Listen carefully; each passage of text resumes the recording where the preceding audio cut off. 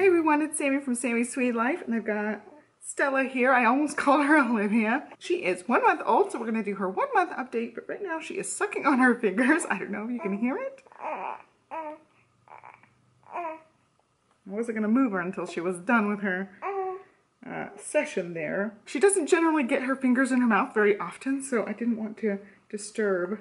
She's been kind of going to town on these fingers for quite a while now, so she just got them back in her mouth. Do you have your thumb? Oh, she kind of has her thumb, but it's like bent down, so not quite. She has gotten her full thumb in her mouth 1 time so far. Johnny sucked his thumb as a baby. I kind of expected Olivia to do it for a while. She would find her thumb every once in a while, but it didn't last. She never really sucked her thumb. She usually used a passy. And so far, baby Stella will not take a passy. Well, let's see if we can sit you up and you can just work on sucking on your fingers if you really want to. You want to sit like that?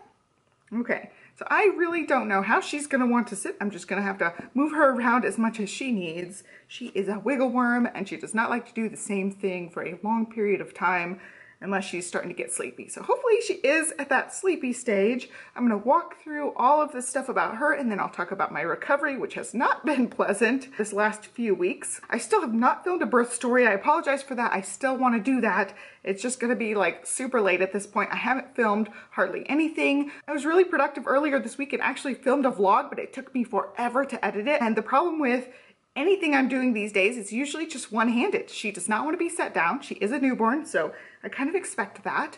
They call it the 4th trimester for a reason, like they're completely attached to mom. She's nursing every almost hour during the day sometimes. And she really got her thumb now. That's good.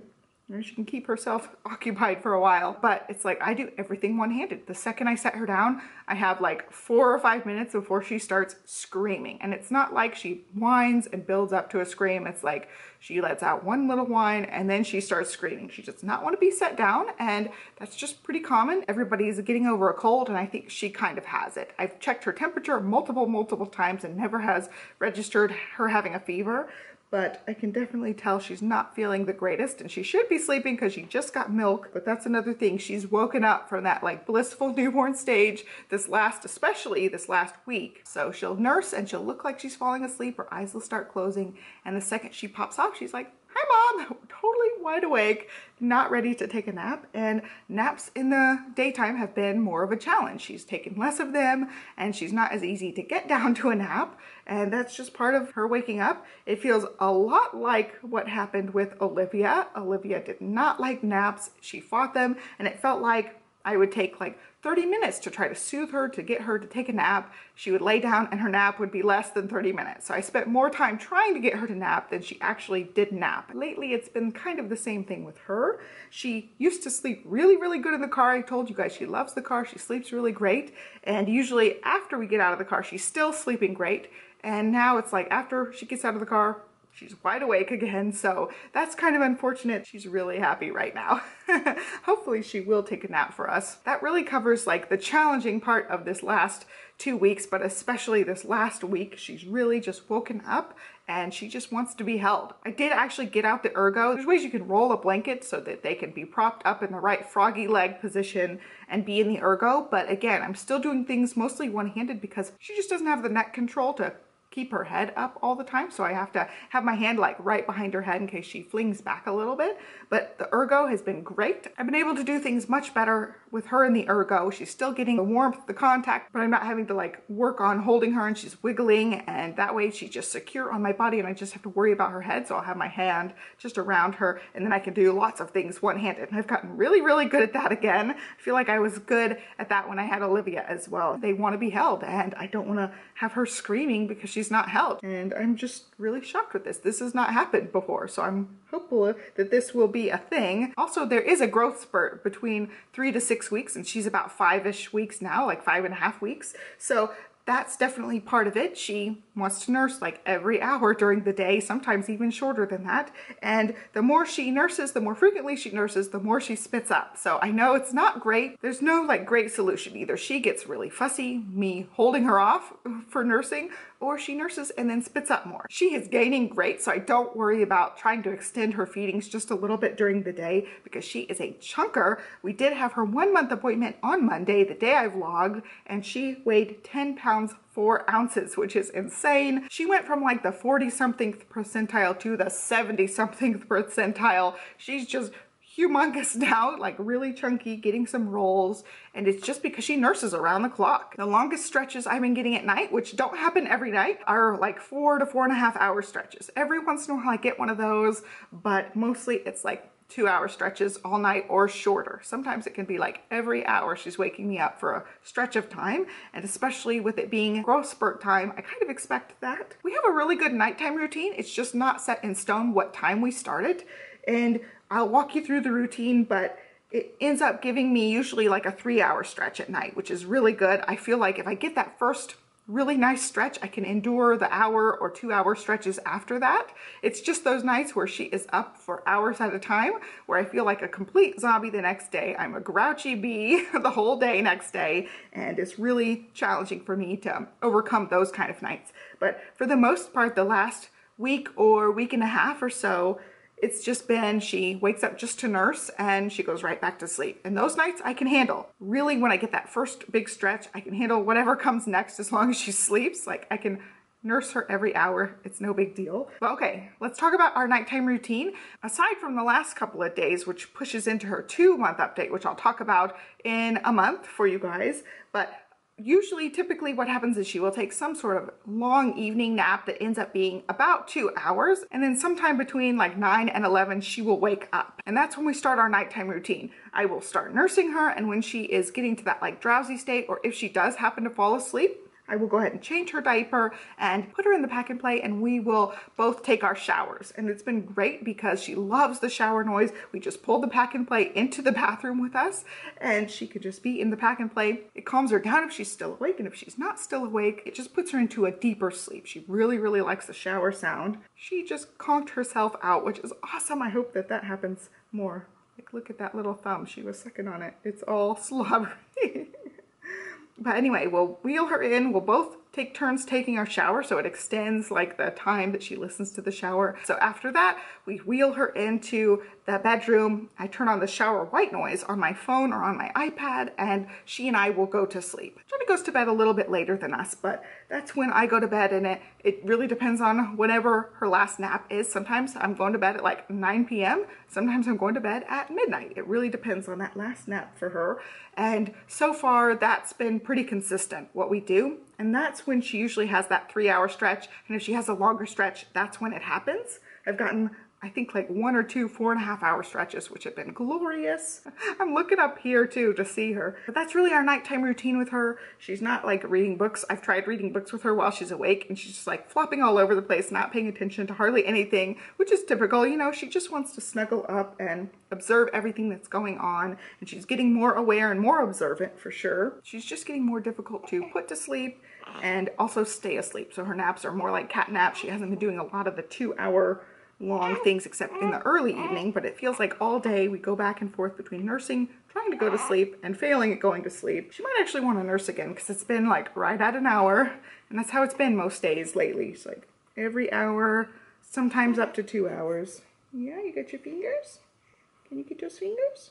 I had mentioned that I feel like she's sleeping better than Olivia is sleeping.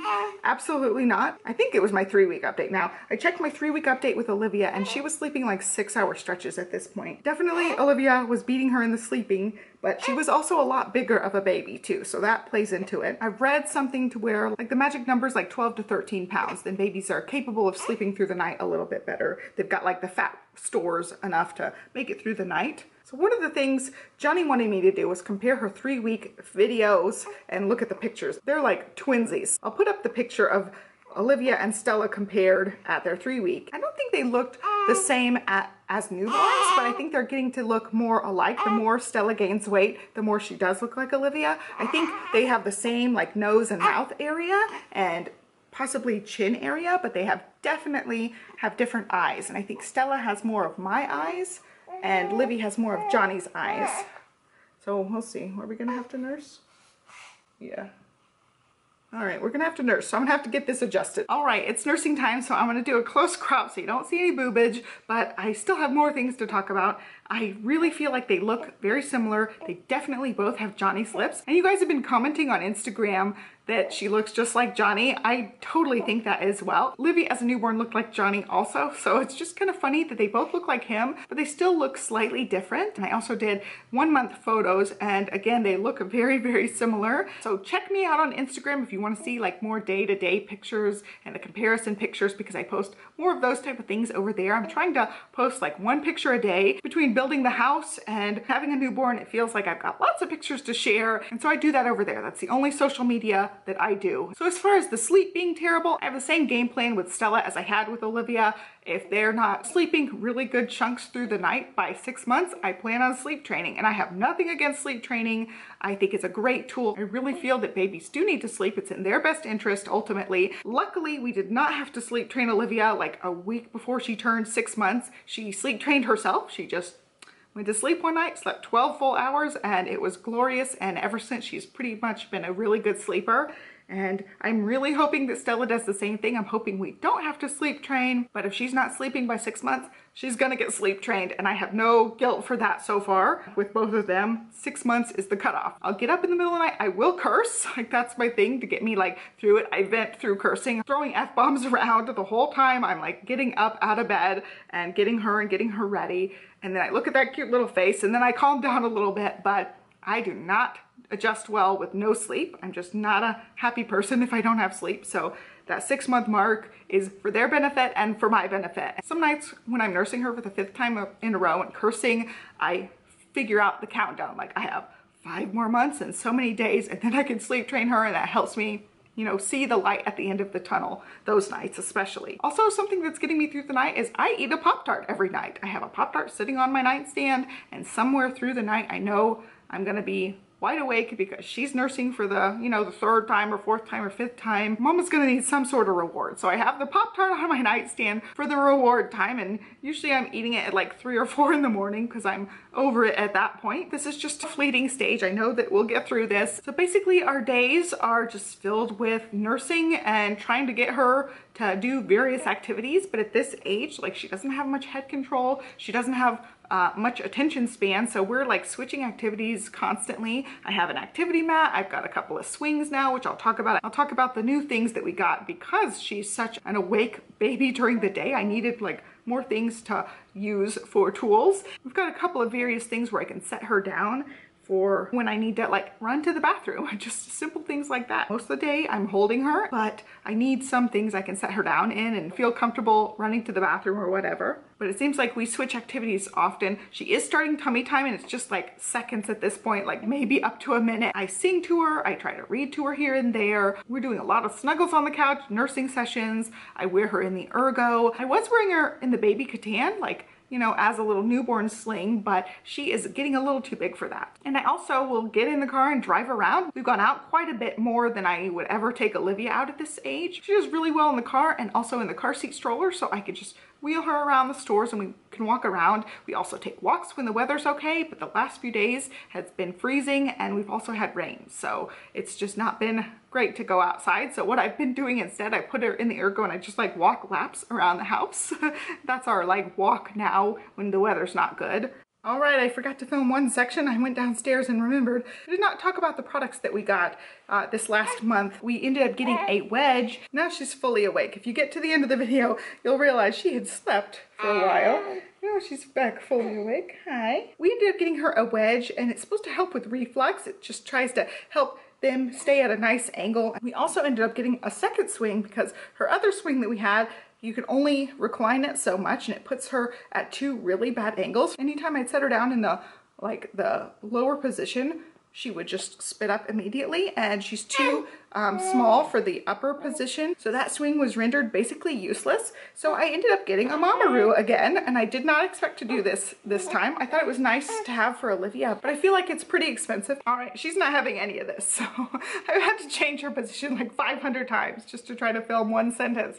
But I ended up getting her the Mamaroo because she needed some sort of swing, and that one I knew I could put it at any angle I wanted. So I ended up getting it. We did need the infant insert, and I do really like it. I liked it last time, and I had ended up buying one last time before they changed the model, and then the last one's base broke. They shipped me a replacement base, and it was the newer model, and the newer model stops at 4 hours. Like, you're swinging, and then it will stop at 4 hours. So since Olivia slept in her swing, that was a challenge because she'd wake right up every 4 hours at that mark. And so I felt like if Stella really liked the swing, just like Olivia did, and wanted to sleep in it, that means sleep would be every 4 hours because it cuts itself off at 4 hours. The old model did not do that. So I was against getting it at first because we got the other swing really cheap at Babies R Us before it went out of business. It was like 60% off. So we paid very, very little for that swing. And so I wasn't planning on getting the Mamaroo until we had the spitty issues, and I needed some place to, you know, put her and soothe her and try the swing. She does seem to really like the swing so far, and sometimes she'll nap in it here and there, but for the most part, it's just some place I can set her for a few minutes. She wants to nurse again, so let me try to talk really quick. And the last thing we got was a boppy lounger, and again, it's just some place to set her. I've heard really good things about them, and so far the boppy lounger's been kind of a dud. We haven't really used it. It does put her at a weird angle, and she pretty much spits up every time I set her in it. So far, not so good for that one. We have liked the wedge, and we have really liked the Mamaroo. I'm bouncing her with my knees, by the way. That's why I'm like leaning forward. I'm holding her and bouncing her. But that's pretty much all we've bought. I bought a few outfits for her at Target because I like the button-up ones, and we just go through outfits so much. I really just like the sleeper outfits at this point when she has no head control. I put her in the sleeper outfit. So I bought a few more, and they're all button-up ones, which is great because most of the ones we had were the zipper ones, and I just don't like those as much. So if I have to buy anything, it's gonna be the button kind. And I think that's pretty much all we bought. So it's just a lot. It's a lot of changing activities, and for my end, it's really exhausting, and I don't get much done. If I'm on the computer, like during nursing sessions, I'll be on the computer. I have one hand, so I'm not really good at typing or anything. So if you guys leave me comments and I don't get back to you for a while, it's because I am typing with one hand, and it's a long, slow process. It seems like before these last couple days, she would be up a very, very long stretch, like way longer than newborns are supposed to be up during the beginning of the day, like 4, 5, 6, sometimes 7 hours during the beginning of the day. And then she would sleep in like 1.5 to 2 hour chunks the rest of the day, and then into nighttime. So it's just been really bizarre how little sleep she gets during the day. It's like Olivia. I was reading all of the sleep things, and they're like, newborns shouldn't be up longer than 45 minutes at a time. And I was like, she's up for like 3 hours at a time, even fresh out of the gate. She just is. So she'll be up like 7 hours with a couple of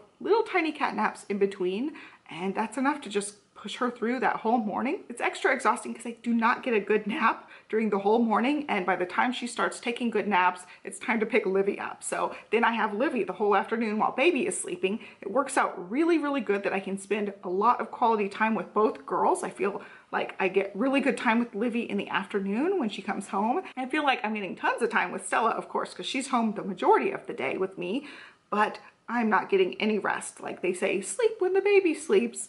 I can't sleep because I have a big girl home anytime Stella actually sleeps. I've done the song and dance with Stella like all morning, keeping her occupied, trying to get her to sleep here and there, and nursing her all day. And then by the afternoon, I feel so tired. Like I don't want to cook dinner most days, but I just push through because I know at night she sleeps pretty decently for the most part. We do have some rough nights here and there. Really all there is about her. The doctor asks about her wet and her poopy diapers. She's doing plenty of those. She's gaining weight great. I guess the last thing I need to talk about is the reflux. I don't know that she technically has reflux, like one that you need to medicate them for, but she spits up a crap ton. Like just every time we nurse, she spits up at least 1 or 2 times afterwards, and she just spits. And the doctor has a couple of criteria before we medicate her, and of course I don't want to medicate her if we don't need it. So he has a couple criteria. One criteria is they're gaining weight, and she is gaining like crazy, so that's a plus. The other one is if they're fussy when they spit up, if they're crying, if they're inconsolable any part of the day, that's a clear sign that they have reflux and they need to be medicated because they're struggling and it feels bad for them.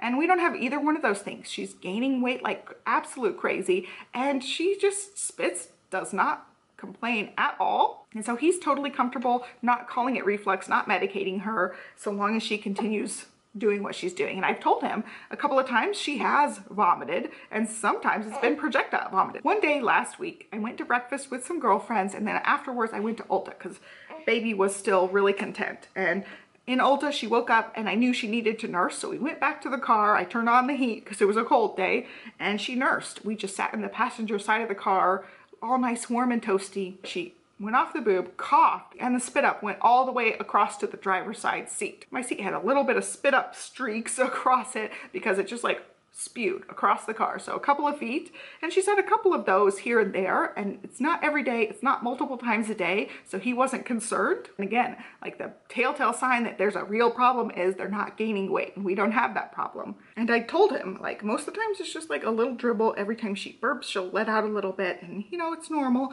It feels like a lot sometimes because it soaks through the fabric and it looks like a lot, but it's still, you know, just drops, just a little amount. But there have been times it looks like she just spews up everything, and he's not concerned about it so long as she's like still happy. He just said that kind of thing will happen, and I think I've noticed the pattern. It happens every couple of days that she will like eat, be fine for a while, and then just like throw up, basically is what it is. Throwing up, it looks like everything, and she gets covered, I get covered. It actually happened this morning, and like a light bulb went off. I was like, I think I know exactly what happened. I think she's overfeeding those times, and it just like all comes back, or at least a big portion of it comes back out, because during those times it feels like I'm really, really engorged, and she will just nurse and nurse and nurse and nurse and finally pop off, but it feels like forever later. So I know that she's got a really full belly, and it just comes back out. So she's not upset about it at all. And so I've got to really figure out how to prevent that. Like, do I pop her off early? Do I pump first and then let her nurse? I just have to figure out something. I know this is a thing when you have a heavy letdown that it can cause them to spit up more, and I suspect that that's where some of her spit up is coming from, is she's just kind of overfull. I know that she's eating plenty, and she eats sometimes around the clock, and when she thinks she's hungry, I want her to eat, but I don't want her to overfill herself. So I'm looking and reading more information on that, deciding what I'm gonna do from here. I think that's where it comes from. I stopped having dairy for like a week and a half in the process, and I don't think it helped at all. I wasn't drinking any caffeine until just recently, and I don't think anything has gotten worse as far as her spit up or her sleep level since starting the sweet tea. And I just drink such a small amount that it's like hardly any caffeine ever gets in her system. So I don't think that that's affecting anything. But yeah, I need to really look into the engorgement and heavy letdown stuff, because I can hear her gulping some of the time because my letdown is so strong. So I know that's where some of it comes in, is she's eating too fast or eating too much. And as long as she's happy and gaining, I don't feel super bad about it, but I also don't want her spitting up or throwing up because she gets too much milk. There's a lot of things I've read that say babies will just pop off when they're full, and I don't think so. I think she empties the whole boob or falls asleep, and that's how she pops off. I don't think she's just like midway through, oh, I'm full, done, because usually she empties it. So I know she's getting a whole lot of milk. Clearly she's gaining a lot, and she's still spitting up a lot. Also, I have been burping her a whole lot better. It just seems like I have to burp her for a really long time afterwards. I am keeping her upright. That's one of the things the doctor has recommended, and I've read a bunch, like keep them upright for 20 to 30 minutes afterwards.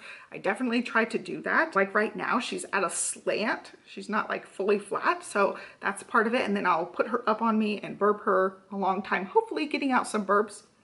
And even when she gets out burps, she still spits up. So she's just got an immature esophagus and valve and whatever. And so I'm getting my phone ready. That covers everything for her. She's doing really well. She's getting better at head control. She's gaining like crazy, and she's just relatively happy. Oh, I had mentioned a while back she hates diaper changes. That's still pretty much true, but she's getting better about it. So my portion has been more frustrating than her portion. I feel like her stuff's really straightforward. I do get frustrated when I get spit on all the time.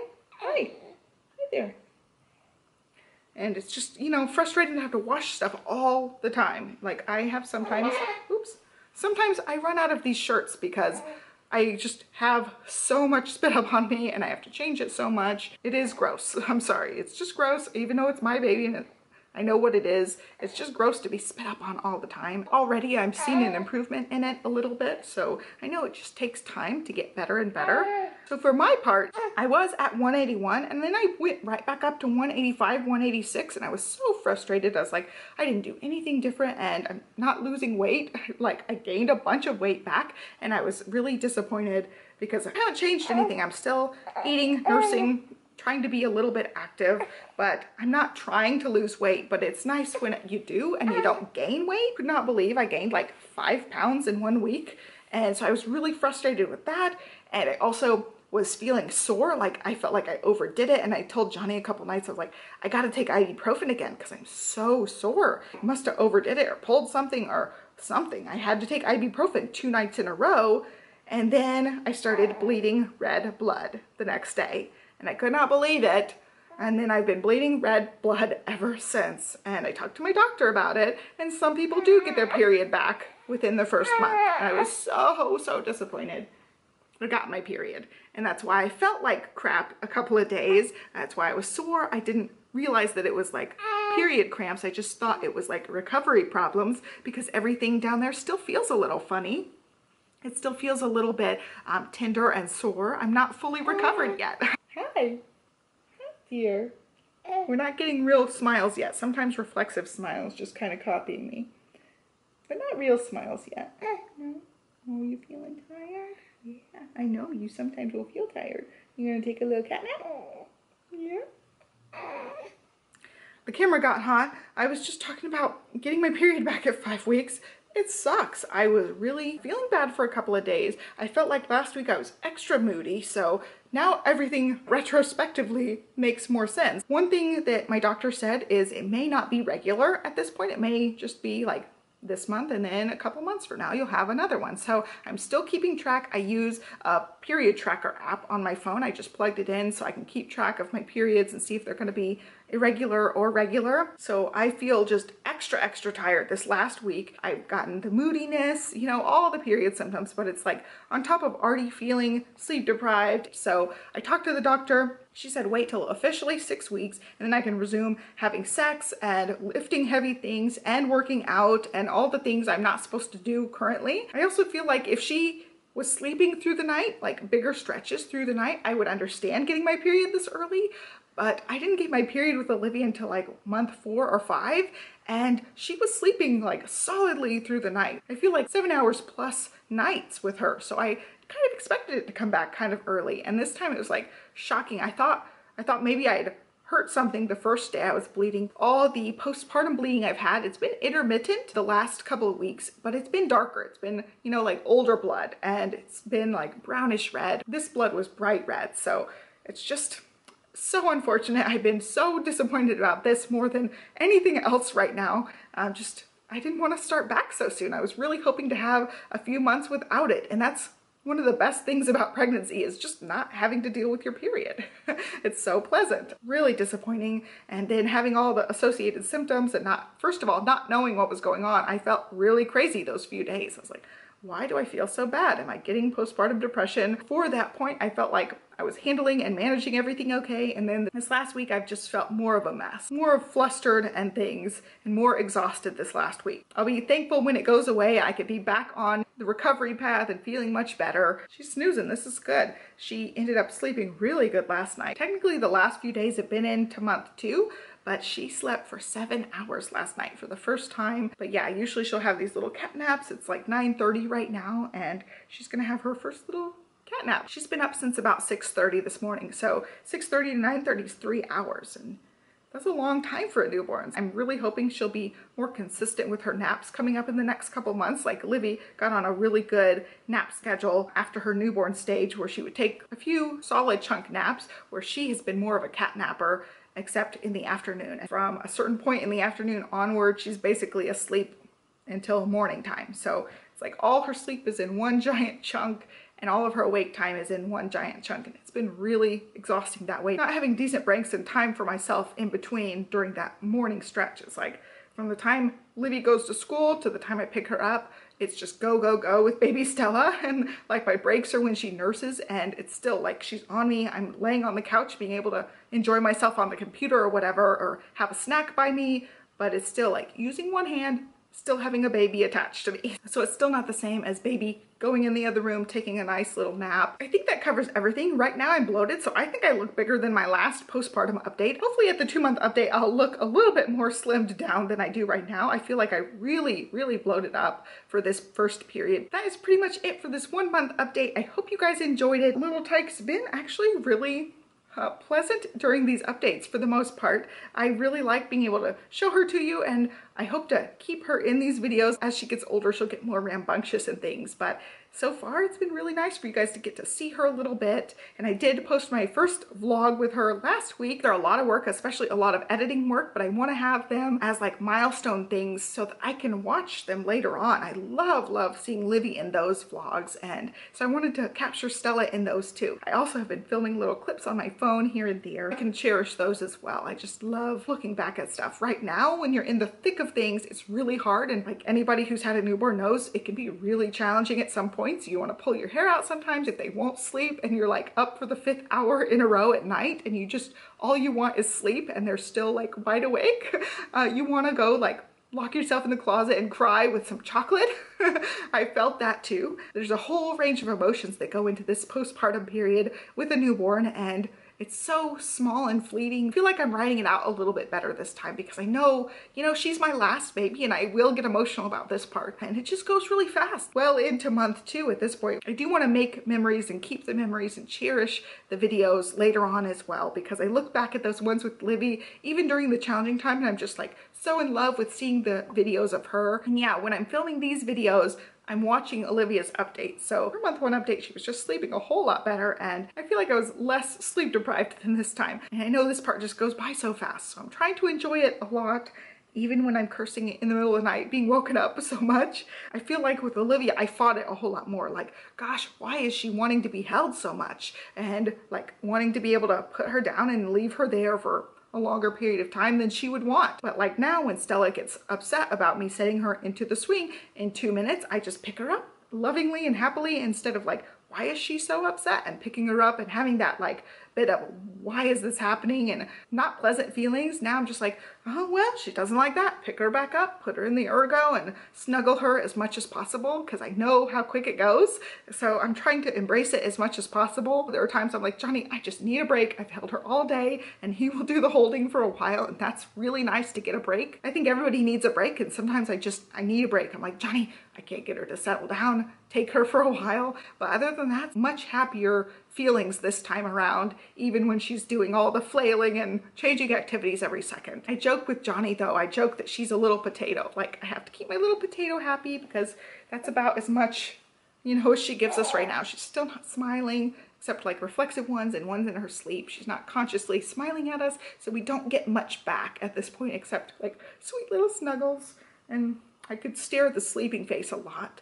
And she is getting some baby acne. I think Livy got her baby acne in week 3, and Stella's getting it in week 5. She's got a little bit, but not even as bad as I remember Olivia having it. She had it really bad. I don't know, it's been challenging and easier in certain ways, and I'm just so glad that we had her. I'm glad we were able to have her, because it took us 7 months of trying to get her, and challenging pregnancy and challenging recovery. Also, one more thing about recovery, they did go through my C-section scar, so I feel like this recovery, as far as like my incision goes, has been way worse. Feeling and the tenderness around my scar is a whole lot worse than last time. I feel like that made my recovery harder this time. But other than that, I think things are going pretty much as good as to be expected at this point. And I knew since Stella was early that we might have spitting up and digestive issues. I'm just really thankful that it's not making her inconsolable and we're not needing to medicate. It's just like spit up. I read something like, they said if it's not needing to be medicated and they're not inconsolable, it's just a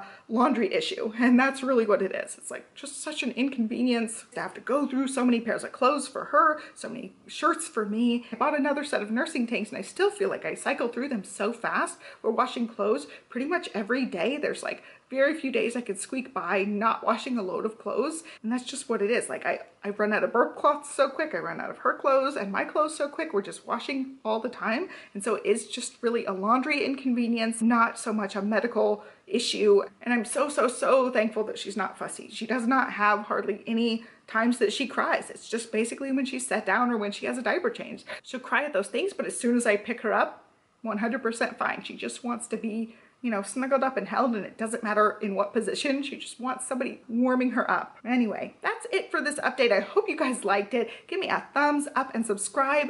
I do have a playlist of all of Olivia's baby updates, and I'm going to get a playlist set up for Stella'S updates as well. So I'll try to link both of those down below if I've got her playlist set up. If not, go on my channel and go under playlists and you'll be able to find it when it appears. I will try to do a 2-month update when she turns 2 months. We do go back to the doctor for the 2 months. That's when she gets her first real round of shots. She's had a couple of things here and there, but that one's the real deal. Olivia always did pretty good with her shots, thankfully. So I hope you guys have a great day. Thank you so much for watching, and I'll catch you next time. Bye.